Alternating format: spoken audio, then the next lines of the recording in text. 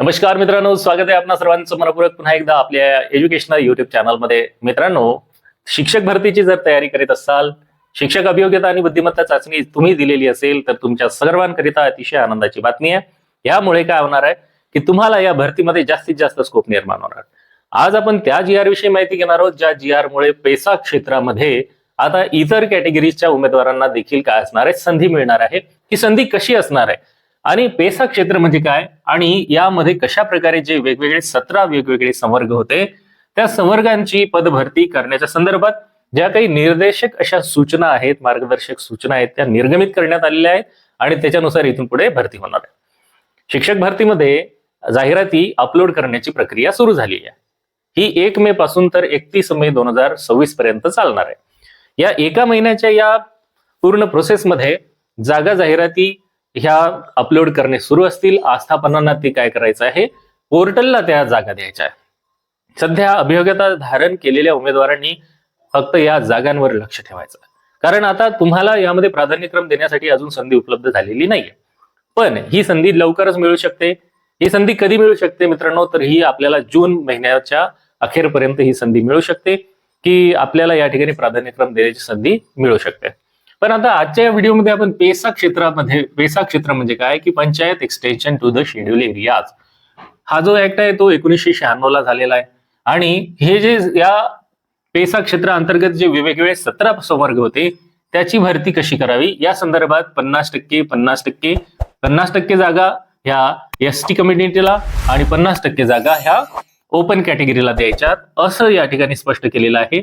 तसंच ज्या ठिकाणी 25% पेक्षा कमी असे कम्युनिटीचे लोक जर असतील, तर त्यांच्यासाठी कशा प्रकारचे नियम आहेत, तर बघा, ज्या भागामध्ये, ज्या पेसा क्षेत्रामध्ये एसटी कम्युनिटीचे जे उमेदवार असणार आहेत, ते त्यांची जागा भरायची आहे, पण लोकसंख्येच्या प्रमाणात होईल. जर त्या एसटी कम्युनिटीची लोकसंख्या ही 50% पेक्षा जास्त असेल आणि जर 25% ते 50% असेल, तर अशा 2 कॅटेगरीमध्ये त्याचं डिवायडेशन केलं जाणार आहे. आणि त्यांचं पुढे चालून 25% जागा ह्या एसटी कम्युनिटीला ठेवणार आहेत, 50% जागा ओपन कम्युनिटीसाठी आणि त्याच्यानंतर 25% जागा ह्या रिझर्व्ह कॅटेगरीसाठी. आता ओपन ही कम्युनिटी नाहीये, ओपन मध्ये सर्वच कॅटेगरी येतात, फक्त ही कॅटेगरी वेगळी सेक्स, याला स्वतंत्र 25% जागा दिलेल्या आहे. आणि इथे ओबीसी, एससी, त्यानंतर VJ, NT, NTC, NTD, SBC, SCBC असे सगळेच उमेदवार यामध्ये येणार आहेत. ओपन मध्ये जर मेरिट हाय गेला तर, आणि जर मेरिट हाय नाही गेला तर त्यांच्या कॅटेगरीसाठी 25% जागा कॅटेगरीनुसार रिझर्व्ह ठेवण्यात आलेल्या आहेत. अशा प्रकारची ही रचना या ठिकाणी जीआर मध्ये दिलेली आहे. हे सगळी करत असताना गव्हर्नमेंटचे नियम, त्यानंतर कोर्टाने जे वेळोवेळी आदेश निर्गमित केलेले आहेत, तर त्या आदेशांचं देखील उल्लंघन झालं नाही पाहिजे. आरक्षणाची 50%च्या वर मर्यादा उल्लंघन झाली नाही पाहिजेत, या सगळ्या गोष्टीची काळजी घ्यावी अशा सूचना आस्थापनांना दिलेल्या आहेत. म्हणून ही सर्व अभियोग्यता धारकांसाठी तुर्तास एक आनंदाची अशी बातमी आहे. कारण यामुळे काय होणार आहे की ह्या पेसाच्या जागा होत्या अगोदर फक्त त्याच कम्युनिटीच्या उमेदवारांना होत्या.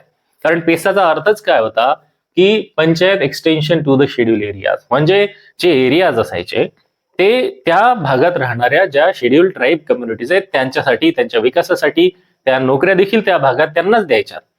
अशा क्षेत्रात रिझर्व्ह केलेलं गेलं होतं, पण त्या कम्युनिटीमधून तेवढे उमेदवार मिळत नव्हते, म्हणून त्या जागा तशाच रिक्त राहत होत्या. आणि मग या रिक्त जागेवर भरती कशी करायची, तर मग यासाठी आता ही नियमावली आली. ही सुधारित नियमावली आल्यामुळे काय होणार आहे, त्या क्षेत्रामध्ये आदिवासी, तसेच ज्याला आपण एसटी कॅटेगरी म्हणतो, त्या उमेदवारांना तर संधी असणारच, सोबतच इतर कॅटेगरीजला देखील संधी आहे. ओपन मधून देखील तुम्हाला त्या ठिकाणी जागा मिळणार आहे, म्हणजे जागा वाढणार. अशा प्रकारे आपण या जीआर मधून ही माहिती घेतलेली आहे मित्रांनो.